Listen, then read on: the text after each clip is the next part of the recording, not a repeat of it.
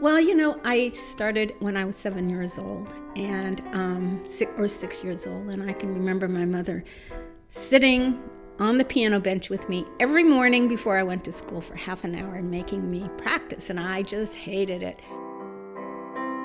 And it just came back to me that I would really like to play the piano, and so actually my kids then gave me money to buy a digital piano, and I started practicing and I took lessons. You acquire a certain degree of proficiency, and when that happens, you really enjoy it much more. I am toward the beginning of the baby boomer generation. I think that the outside world was really changing a lot, and our generation responded to what was going on in the world at that time. I actually applied for public health school to get a master's in public health, and I dropped out. Something good Chinese girls don't do. They don't drop out of college. They don't drop out of graduate school, right? But I did.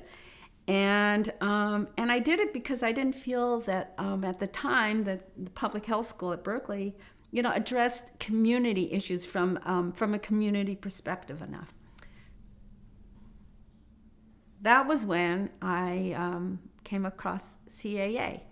I was going up to do some volunteer work with the Community Design Center, and on my way, there was an open door, and then somebody yelled out, "Hey, can I talk to you?" And I said, okay. So I stopped in, and it was a young woman named Kathy Owyang. And Kathy Owyang was the first paid director of Chinese for Affirmative Action. And so she sat me down, signed me up, and I have been, for the last 45 years, a member of CAA, but that's how it happened. I joined the board of CAA in the 70s, and really met some wonderful people and like-minded people, and was really, really impressed with the work that they were doing, and the thoughtfulness with which they were doing social justice kind of work. At that time, it was language access for people who didn't speak English to services.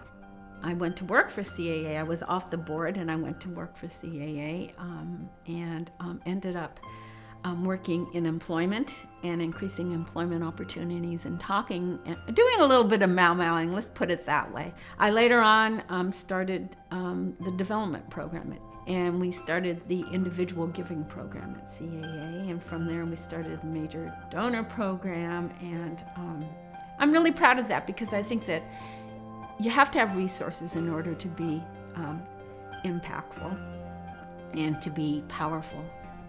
I know many people at CAA. I've known them for like 35, 40 years now.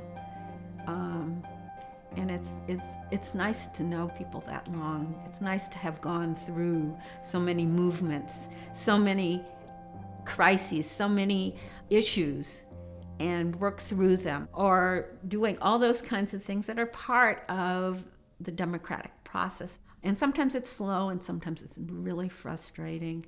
And so we've got to keep doing it. We've got to keep exercising those rights. We've got to do better as a people and do better as a nation.